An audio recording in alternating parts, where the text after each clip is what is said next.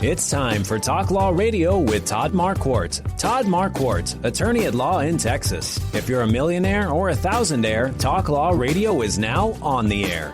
Call in with your business law question, your elder law question, veteran aid, Medicaid, build a business to get paid. 210-308-8867. Or ask a question online at marquardtlawfirm.com. That's MARQUARDT lawfirm.com. And now it's Talk Law Radio with Todd Marquardt. Welcome to Talk Law Radio. I'm Todd Marquardt. Now it's time for you to discover your legal issue blind spots by listening to me talk about the law on the radio. Today it's Sunday afternoon at 4:30. Did you know that Talk Law Radio has another show Saturdays at 11 o'clock in the morning? Also, if you miss a show, you can find recorded episodes on podcasts everywhere, Facebook, YouTube, and talklawradio.com. There's other episodes from the Saturday show that you might be interested in. We talked about year-end tax planning with Anna Cruz. We talked about the Town Twin Village with Mark Wittig. We talked about long-term care insurance, what it is and how to use it with George Torres and Sonny Espinosa.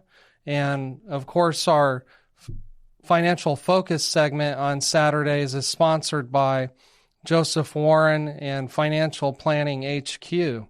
So check out those shows because you're missing out if you're not listening on Saturdays as well. Today's going to be a great show. I'm going to be talking about what to expect when you meet with an estate planning attorney generally, a new planning opportunity for those who itemize their income taxes, and legacy. Before we get started talking about the law, let's begin with prayer. Dear God, thank you for this day. Thank you for all the gifts and blessings that you give to us. Please forgive us of our sins, for our mistakes, for doing the wrong thing or failing to follow your will. Help us to follow your will more closely. And help us to do everything we do, Lord, for the good of your people, for our own good, and for your glory. In Jesus' name, amen. First, I want to tell you about a middle-aged man who recently picked a new primary care physician. You know, some primary care physicians, they retire, or they move to another city, or they just move to another practice. After 2 visits of exhaustive lab tests, the doctor said the man was doing fairly well. The middle-aged man was a little concerned about the comment that he was only doing fairly well for his age. So the middle-aged man couldn't resist asking him, "Doctor, do you think I'll live to be 80 years old?" The doctor asked, "Well, do you smoke tobacco or drink beer or wine?" "Oh, no," the man said. "I've never done either of those." Then the doctor asked, "Do you eat ribeye steaks or barbecued ribs?" The man said, "No way, I've heard that all red meat is very unhealthy."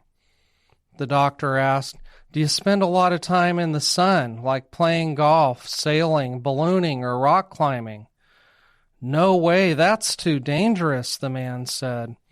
Well, then the doctor asked, "Do you gamble, drive fast cars, or fool around?" "No," the man said, "I've never done any of those things either." The doctor looked him straight in the eye and said, "Then why in the world would you want to live to be 80 years old?" So today I'm going to be telling you about generally what to expect in a consultation with an estate planning attorney.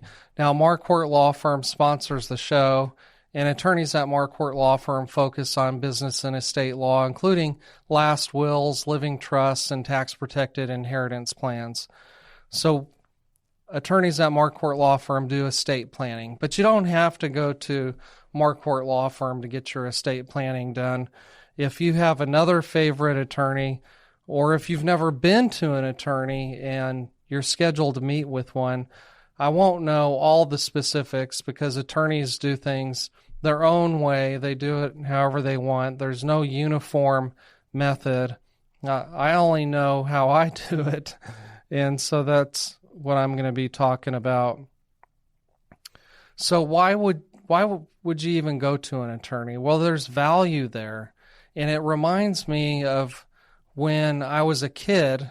The doctor that saw kids, actually it was a married couple, but they were both physicians. They had the family practice together, and they divided their office, and the entry had 2 doors, and one door was for wellness checkup, and the other door was for if you're sick or ill. They didn't want the well people sitting in the waiting room with the sick people, I guess. And so I kind of think of estate planning the same way. If you're just checking up on your estate plan to see if there's any new laws that have been passed, or if you're just unsure because a long period of time has passed since you signed your last will or living trust a long time ago, generally the estate planning attorney is going to want to discuss your goals and concerns, review your documents, and discuss changes in the laws since your plan was last signed. Now, the sick visit is sort of the same as if you already know that you want changes to be made. But again, the attorney's probably going to talk to you about your goals and concerns, discuss your family and your finances, because there might be changes within your family dynamics. Who's getting along, who's disgruntled, who's estranged, who's in jail, who's divorced, who, God forbid, passed away too soon. And then the attorney's going to want to understand how the plan works with current laws. So the attorney is going to want to understand you. But before I move on, I want to remind you, why does Todd Marquardt love Talk Law Radio? Because in the beginning, God had one law: don't eat from the fruit of that tree. Then he gave Moses the 10 Commandments. And now we have municipal, state, and federal lawmakers that won't stop creating new laws that might impact you without you knowing it.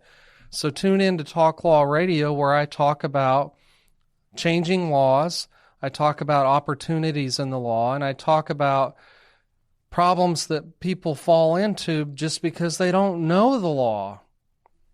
So if you're sitting around the table on Thanksgiving Day with your family and your friends, tell them, have you heard about Talk Law Radio with Todd Marquardt? You should really listen to this, because he helped me avoid a hidden legal issue blind spot, or he told me about an opportunity that might help me get ahead in business, or help prepare my family for what might be coming. Back to what to expect in a meeting with an estate planning attorney. Now, you're probably going to call the office, email somebody on the staff or the attorney, or you're going to chat online on their website. When you do that, expect for somebody to ask you what your name is. Now, you might think that that's silly, but some people think they're going to call into the attorney right away, not even identify themselves, and just get all the information they ever wanted to know about estate planning, last wills, living trusts, and tax-protected inheritance plans. But the reason that it's important for you to give your name to the law office is because attorneys are not allowed to represent opposing parties unless there's some exception. So a good law office will always want to know who you are so that they can check their system and see if there's any conflicts. Expect for the receptionist to ask you for your phone number, email address, and mailing address. A good law office will want to contact you before you have your meeting with an attorney to remind you of the appointment. Because if you miss an appointment, it's a lost opportunity for the law office, the attorney, and the staff.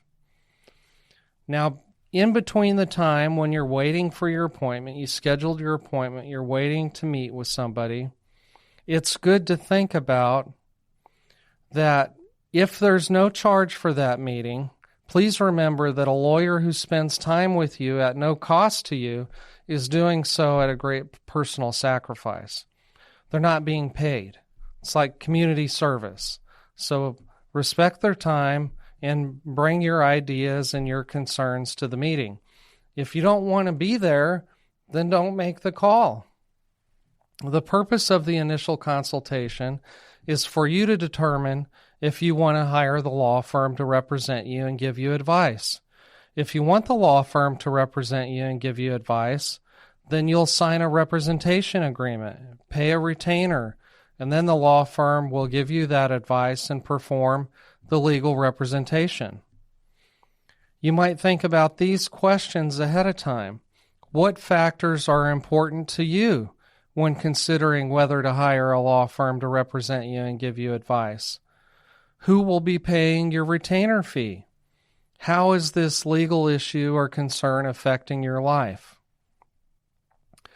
Now, attorneys are different, like I said, about how they run this process and about how they conduct their meetings. Some office consultations will take 15 minutes. It might even be over the phone or by Zoom or other video conference. It might be 30 minutes or an hour. The attorney wants to know some information about you in order to develop a comprehensive plan. Some attorneys are just order takers. They're there just for you to tell them, for them to tell you what they want. They're going to rely on you. Those attorneys don't cost very much.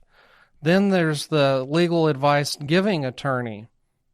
Now, those attorneys cost more, but they're going to give you a more comprehensive service.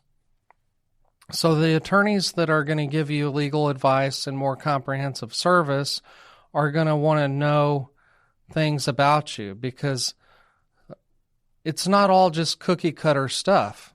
You know, we're all different. We have different families, we have different dynamics, we have different goals and objectives. We have different kinds of assets that we hold, that we invest in. We have different retirement plans, different retirement accounts. We have different levels of income and different net worth, and all of those things matter. Some attorneys will allow you to bring somebody who you trust, who you rely on to help you make important decisions to the consultation. Other attorneys forbid that. So you need to know up front whether you're allowed to bring somebody to the meeting or not. What personal and family information is necessary for a productive consultation? Marital status, who is the title owner of each asset? Are there joint owners? Are there beneficiary designations? Your family dynamics are important in the assessment of an individual case and better enables the attorney to answer legal questions that are unique to your situation. Some people like to play rapid fire questions. They don't want the attorney to ask any questions. The prospect client wants to ask all the questions. And so they do it in rapid fire succession, and the attorney can answer those questions to the best of his ability, but if he has no information or context about where these questions are coming from, he can't give a fully developed answer. So you should know that maybe this consultation, if it's free or if you paid for it, you might not have time to answer all of those questions, might not have enough information at that time to answer those questions. And so usually estate planning is not one single meeting. It's a series of meetings. It's a series of steps. At our law firm, at Marquardt Law Firm, we have a process where we work with the client in crafting and developing and designing a comprehensive plan and solution. Now, you're probably wondering, how much does this cost? And every lawyer should tell you that it depends, because if they charge the same thing to everybody, then they're not evaluating the case correctly. So that's sort of an overview of what the first meeting might look like. If you don't know what concerns you have, then this might be an exploratory session where the attorney asks you some questions of what other clients' concerns have been, and do you share that same concern or not? Most people say, well, I don't have a will, and on TV they say everybody should have a will, so that's why I'm here, to get a will. Well, that sort of falls under the category of a desire to get your affairs in order and create a comprehensive plan to manage your affairs in case of disability or death. So that a lot of people have that concern. Some people worry about what it's going to be like if they're not around. If I'm married and I'm disabled or I'm deceased, how is my wife going to be taken care of? How are the finances going to be protected for her? And vice versa, if for a wife and a husband, you know, usually the husband dies first. That's just statistics. So that's why I always use him and her and husband and wife in that way. Then they usually say, after we're both gone, we want to protect the children. We want them to receive their inheritance, and we don't want too many problems to happen. We don't want them to have to go through legal proceedings. We don't want it to be difficult for them to gain access to those assets. And we don't want anybody to take away their inheritance, like government confiscation, taxes, economic downturns, business setbacks, frivolous litigation, or divorce. They might want to provide and protect their grandchildren in the same way. Some people, on the other hand, might specifically want to disinherit a family member because they've taken so much during their lifetime, or they're missing or can't be found or haven't called in years or decades. They might want to provide for charities. They might have a family business that they want to turn over to the family, or they might have a family business that they want the other owners to take over and provide financially for the beneficiaries. They might want to reduce estate taxes, death taxes, inheritance taxes, capital gains taxes. They might want to avoid probate and other legal proceedings. They might want to reduce the administrative cost of administration of your estate after your death. But death isn't the only thing that we worry about.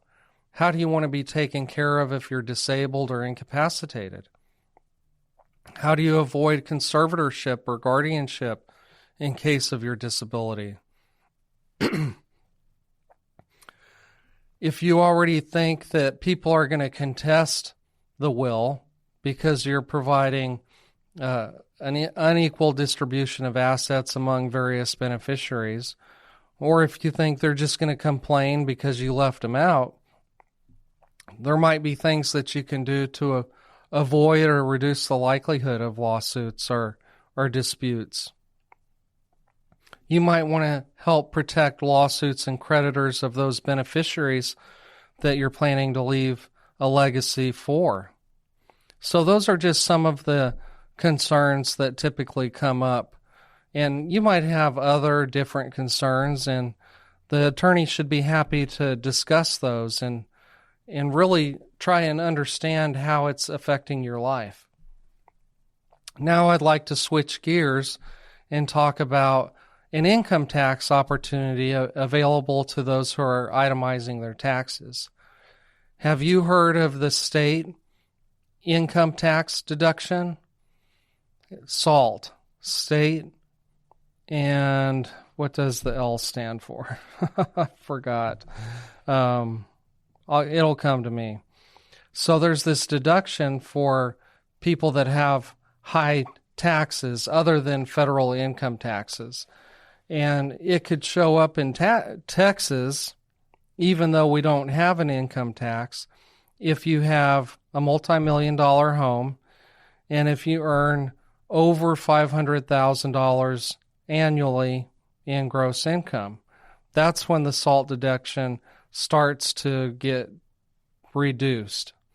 If you have income-producing assets, in addition to your wages and your profits from your business, if you have interest income and dividend income, there's an opportunity to work with an estate planning attorney who knows about a certain kind of trust that can help reduce that type of income so that you can maximize the SALT deduction. I also wanted to talk about legacy. This past Veterans Day reminded me of my mom's dad. We called him Gran, and he passed away when I was very young because he had pancreatic cancer, and there was hardly any treatment for that. And so after they discovered his cancer, he didn't live very long. But my grandmother told me about him, and my mom did too. And I have this cutout from the newspaper, his obituary, that I keep as a reminder of a veteran that I knew personally.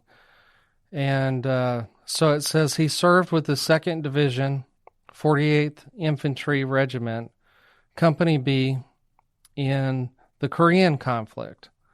He was wounded and received the Order of the Purple Heart, Army Commendation Medal, and numerous other decorations. So after that injury, my grandmother and my mom told me that he lost a dear friend in some type of explosion. And my gran was injured and his friend tragically passed away. And he suffered a period of time with some type of PTSD. Well, he recovered from that enough such that he went back and joined the Air Force. And he actually trained here in San Antonio. But that's part of his legacy. I thank veterans for their service, whether they're stateside or serving abroad, whether they're in combat or non-combat. It works. Everybody works together as a team, and so I appreciate everyone who puts on the uniform and suffers personal sacrifice for the good of our nation, United States of America. I also wanted to talk about just some small part of my legacy. Something that you're going to remember about me is that every November I shave my chin hair and grow out my mustache. This is for Movember, Movember.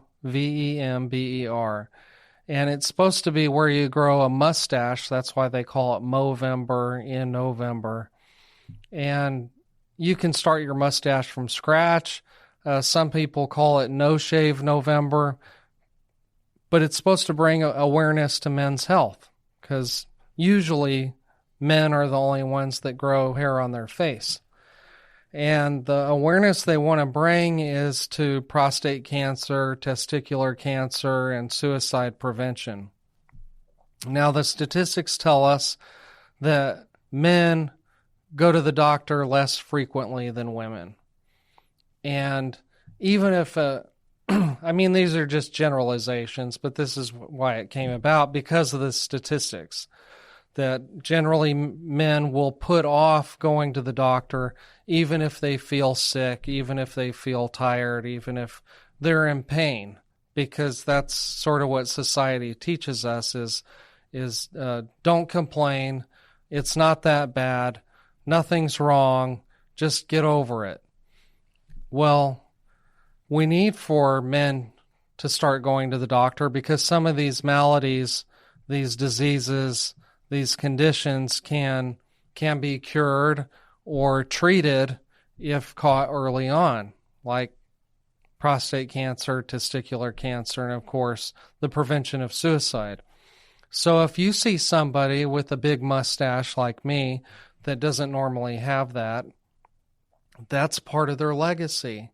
my kids are going to say, hey, do you remember when Dad used to grow that big mustache and put wax on it and try and make himself look like an old Western cowboy? Yeah, that's part of my legacy. And I'm raising money for that. If you want to donate, just go to Facebook and I'll send you a link. So this is Talk Law Radio. I've been talking to you about what it's like to go to an estate planning consultation. Tune in Saturday mornings at 11, Sunday afternoons at 4:30. Podcasts everywhere, Facebook and YouTube.